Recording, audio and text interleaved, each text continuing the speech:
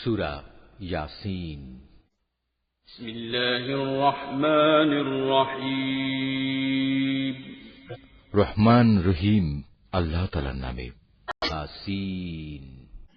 এ জ্ঞানগর্ভ কোরআনের শপথ। তুমি অবশ্যই রাসূলদের একজন।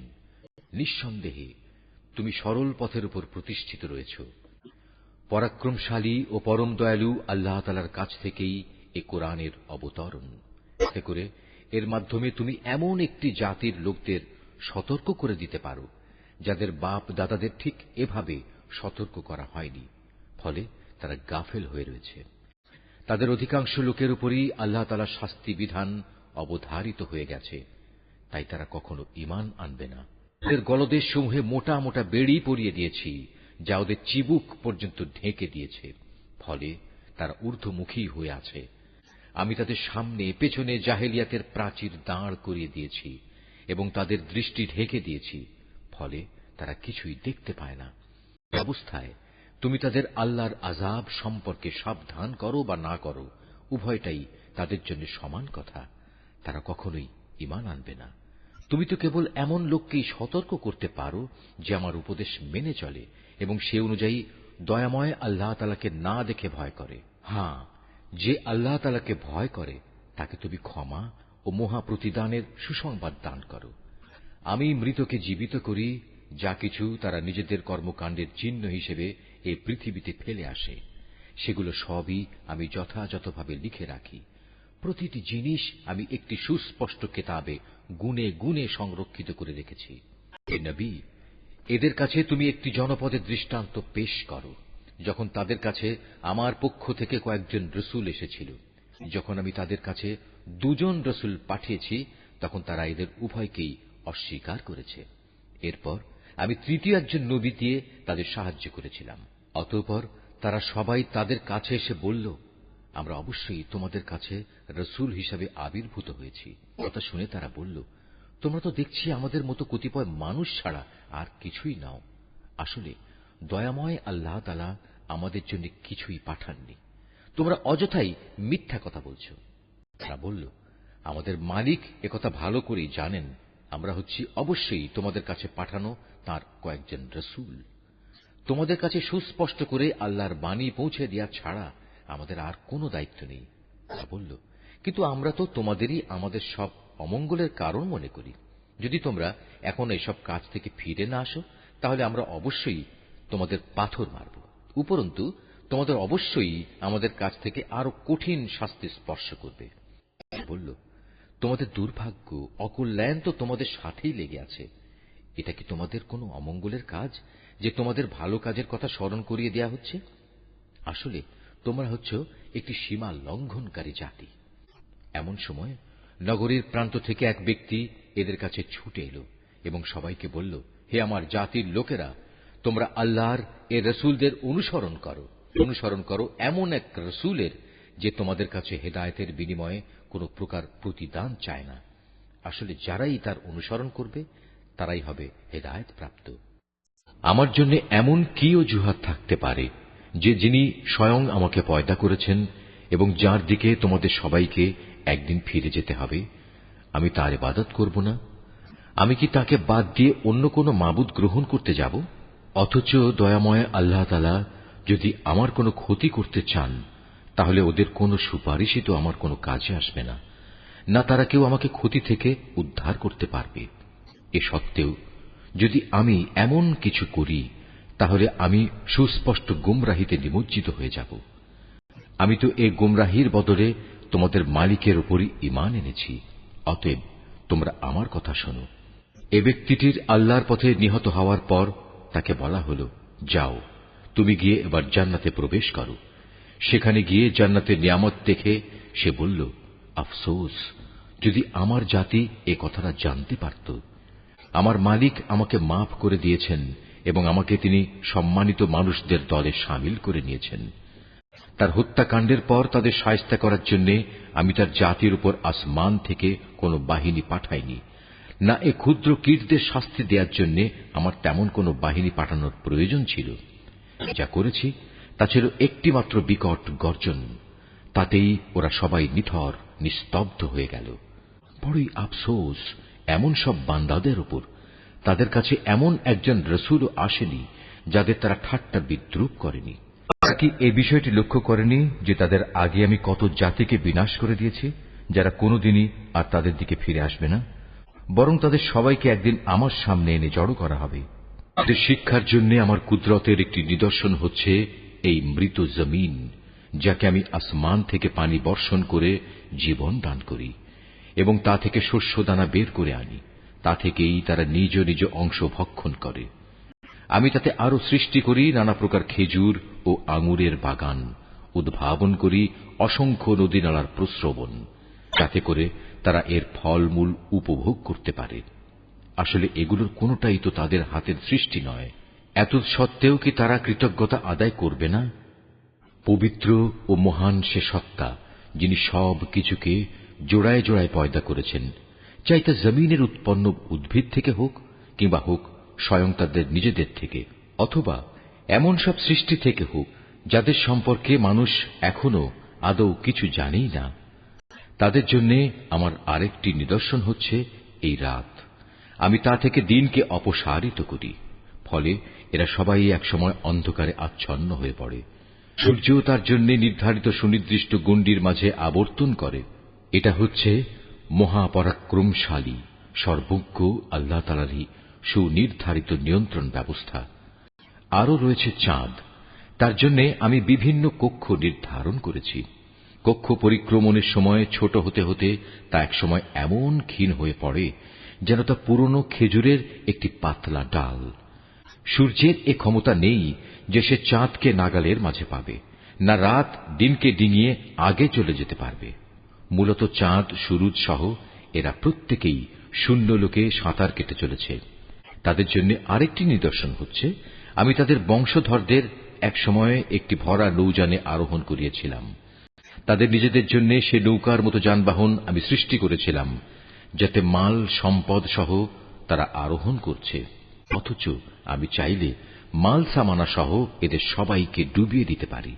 সে অবস্থায় তাদের ফরিয়াদ শোনার মতো কেউই থাকবে না, না এদের তখন উদ্ধার করা হবে। একমাত্র আমার অনুগ্রহই ছিল যা তাদের নিজ নিজ মঞ্জিলে পৌঁছে দিয়েছিল, এবং এটা ছিল এক সুনির্দিষ্ট কাল পর্যন্ত এ বৈষয়িক সম্পদ উপভোগ করার সুযোগ। যখন তাদের বলা হয়, তোমরা তোমাদের সামনে যে আযাব রয়েছে তাকে ভয় করো, ভয় করো যা কিছু পেছনে আছে তাকেও, আশা করা যায় তোমাদের উপর দয়া করা হবে। তাদের মালিকের নিদর্শন সমূহ থেকে তাদের কাছে এমন কোন নিদর্শন আসেনি যা থেকে তারা মুখ ফিরিয়ে নেয়নি। এমনি ভাবে যখন তাদের বলা হয়, আল্লাহ তাআলা তোমাদের যে জীবনোপকরণ দিয়েছেন তা থেকে কিছু অংশ অন্যদের জন্য ব্যয় করো, তখন এ কাফেররা ঈমানদারদের বলে, আমরা কেন তাদের খাওয়াতে যাব যাদের আল্লাহ তাআলা ইচ্ছে করলে নিজেই খাবার দিতে পারতেন। হে নবী, তুমি বলো, আসলেই তোমরা সুস্পষ্ট গুমরাহিতে নিমজ্জিত আছো। তারা বলে, তোমরা যদি সত্যবাদী হও তাহলে বলো, কিয়ামতের এ প্রতিশ্রুতি কবে পূর্ণ হবে?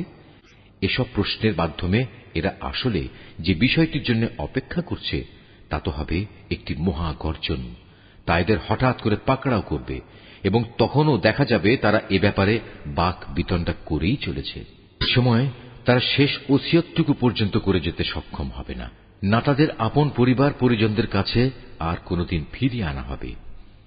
যখন দ্বিতীয়বার সিঙায় ফুৎকার দেওয়া হবে, তখন মানুষগুলো সব নিজেদের কবর থেকে বেরিয়ে নিজেদের মালিকের দিকে ছুটতে থাকবে। তারা হতভম্ব হয়ে একে অপরকে বলবে, হায় কপাল আমাদের, কে আমাদের ঘুম থেকে এমনি করে জাগিয়ে তুলল? এ সময় ফেরেশতারা বলবে, এ হচ্ছে তাই কিয়ামত।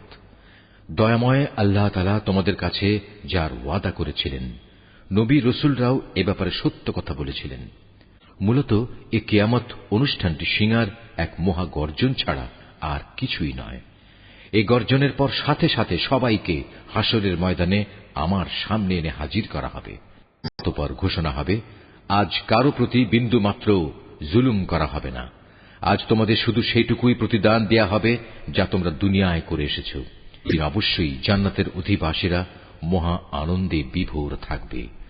তারা এবং তাদের সঙ্গী সঙ্গিনীরা আরশের সুশীতল ছায়ায় সুসজ্জিত আসনের উপর হেলান দিয়ে বসে থাকবে।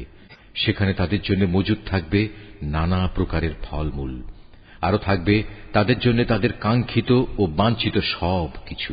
পরম দয়ালু মালিকের পক্ষ থেকে তাদের স্বাগত জানিয়ে বলা হবে, তোমাদের উপর সালাম বর্ষিত হোক।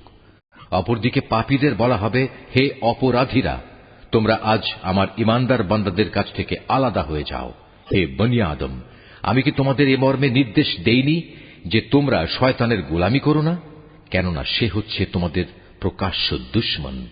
আমি কি তোমাদের একথা বলিনি তোমরা শুধু আমারই ইবাদত করো? কেননা এটি হচ্ছে সহজ সরল পথ। আর শয়তান, সে তো তোমাদের আগেও অনেক লোককে এভাবে পথভ্রষ্ট করে দিয়েছিল, তা দেখেও কি তোমরা বুঝতে পারলে না? হ্যাঁ, এ হচ্ছে সেই জাহান্নাম যার ওয়াদা তোমাদের সাথে বারবার করা হয়েছিল। সবাই মিলে তাতে গিয়ে প্রবেশ করো, যাকে দুনিয়ার জীবনে তোমরা অস্বীকার করছিলে। আজ আমি তাদের মুখের উপর ছিপি এঁটে দেব। আজ তাদের হাতগুলো আমার সাথে কথা বলবে, তাদের পাগুলো আমার কাছে সাক্ষ্য দেবে এরা কি কাজ করে এসেছে। অথচ আমি যদি চাইতাম, দুনিয়ায় আমি এদের চোখ থেকে দৃষ্টিশক্তি বিলোপী করে দিতাম। তেমনটি করলে তুমি বলো, এরা কিভাবে তখন চলার পথ দেখে নিত? তাছাড়া যদি আমি চাইতাম, তাহলে কুফরির জন্য তাদের নিজ নিজ জায়গায় তাদের আকৃতি বিনষ্ট করে দিতে পারতাম। সে অবস্থায় এরা সামনের দিকেও যেতে পারত না, আবার পেছনেও ফিরে আসতে পারত না।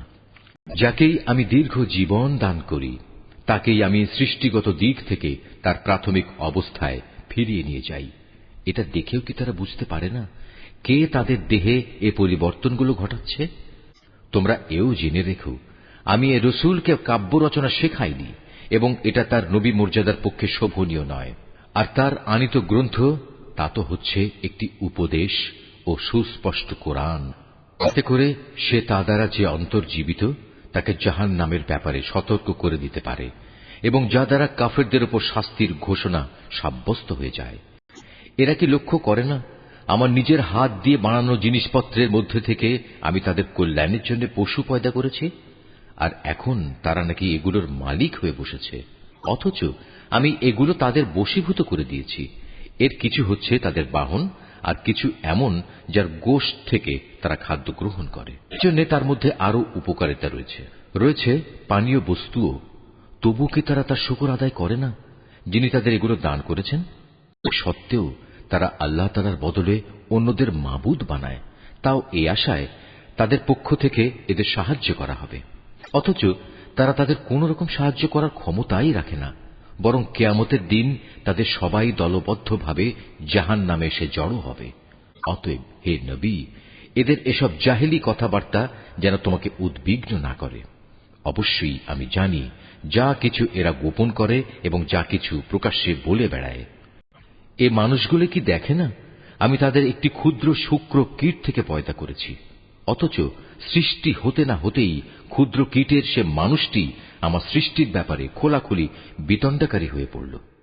সে আমার সৃষ্টি ক্ষমতা সম্পর্কে নানা কথা রচনা করতে শুরু করল, এবং একসময় সে লোকটি তার নিজ সৃষ্টি কৌশলী ভুলে গেল। সে বলল, কে মানুষের এ হাড় পুনরায় জীবিত করবে যখন তা পচে গলে যাবে? হে নবী, তুমি এদের বলো, হ্যাঁ, তাতে প্রাণ সঞ্চার তিনিই করবেন যিনি প্রথমবার এতে জীবন দিয়েছিলেন, এবং তিনি সমস্ত কিছুর সৃষ্টি কৌশল সম্পর্কে সম্যক অবগত রয়েছেন। তিনি তোমাদের জন্য সবুজ সতেজ বৃক্ষ থেকে আগুন উৎপাদন প্রক্রিয়া সম্পন্ন করেছেন, এবং তা দ্বারাই তোমরা আজ আগুন জ্বালাচ্ছ। যিনি নিজের ক্ষমতা বলে একবার আকাশমণ্ডল ও জমিন সৃষ্টি করেছেন, তিনি কি পুনরায় তাদেরই মতো কিছু সৃষ্টি করতে সক্ষম নন? হ্যাঁ, নিশ্চয়ই তিনি মহাস্রষ্টা ও সর্বজ্ঞ। তিনি যখন কিছু একটা সৃষ্টি করতে ইচ্ছা করেন, তখন কেবল এটুকুই বলেন, হও, অতঃপর তা সাথে সাথে তৈরি হয়ে যায়। অতএব পবিত্র ও মহান সে আল্লাহ তাআলা, যিনি প্রত্যেক বিষয়ের উপর সার্বভৌম ক্ষমতার একচ্ছত্র মালিক, এবং তাঁর কাছেই একদিন তোমাদের সবাইকে ফিরে যেতে হবে।